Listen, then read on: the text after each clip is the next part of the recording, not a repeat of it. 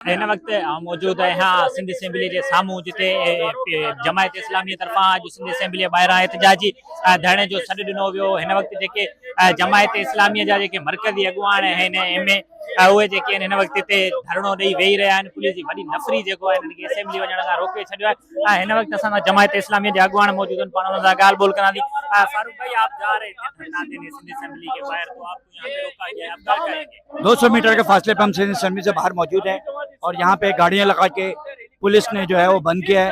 यहाँ की दुकानें बंद करा दी हैं, यहाँ का कारोबार बंद करा दिया है। तो हम तो ना कारोबार बंद कराने के लिए आए, ना रोडें बंद करने के लिए आए।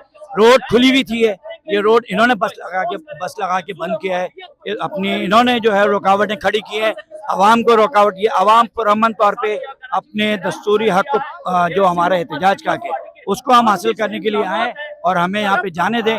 हमारा गवर्नमेंट से मुतालबा है इस तरह की रुकावटें ना खड़ी करें। तो इंतजामिया से आपकी बातचीत हुई है, आपकी आइंदा की जो लाए अमल है वो क्या है? आप यहीं बैठेंगे? तो एक पुलिस अफसर आया था अभी और कह रहा था कि मैं राब्ता करता हूँ, हम इंतजार कर रहे हैं, आ जाए। हमारा पूरा मार्च जो है रैली पीछे मौजूद है और जो आइंदा का अमल होगा अमीर कराची हमें बताएंगे।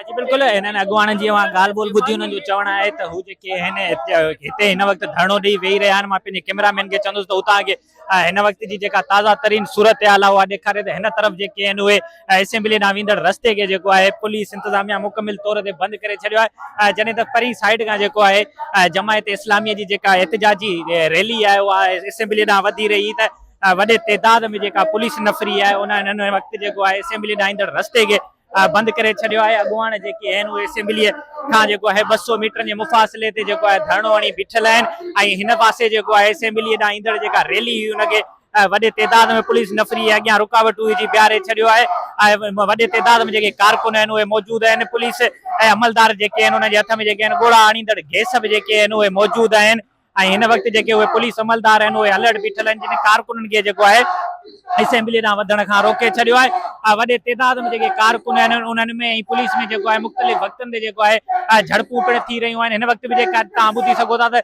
पुलिस इंतज़ामिया उन्हनि खे हेॾां अचण खां रोके पई त सख़्तु जेका आहे उहा नारेबाज़ी करे रहिया आहिनि ऐं जॾहिं त हिन जमायत इस्लामी जा जेके मरकज़ी अॻुवान आहिनि उहे असेंबलीअ खां थोरो ई पोइ जेके रुकावटूं लॻल आहिनि उते वेही उन्हनि धरणो हणी छॾियो आहे। मुंहिंजे बैक साइड में जेके जमायत इस्लामी जा कारकुन आहिनि उन्हनि हिते धरणो हणी छॾियो आहे। कुझु देरि में अंदरि जेको आहे हुनजो चवणु आहे त असां पंहिंजी मरकज़ी क़यादत सां राब्ते में आहियूं, जीअं हुननि जो हुकुम हूंदो अगरि हुननि जो हुकुम हूंदो त असेंबलीअ ॾांहुं असेंबली आॾो धरणो हणिजे त उते धरणो हयो वेंदो, अगरि हुननि जो हुकुम हूंदो त हिते धरणो हणिजे त असां हिते धरणो हणी वेठल रहंदासीं। जॾहिं त हिन वक़्तु बि मां पंहिंजे कैमरामैन खे चवंदुसि तव्हांखे ॾेखारे त पुलिस अमलदारनि जे हथनि में जेके आहिनि उहे ॻोढ़ा आणींदड़ गैस आहिनि।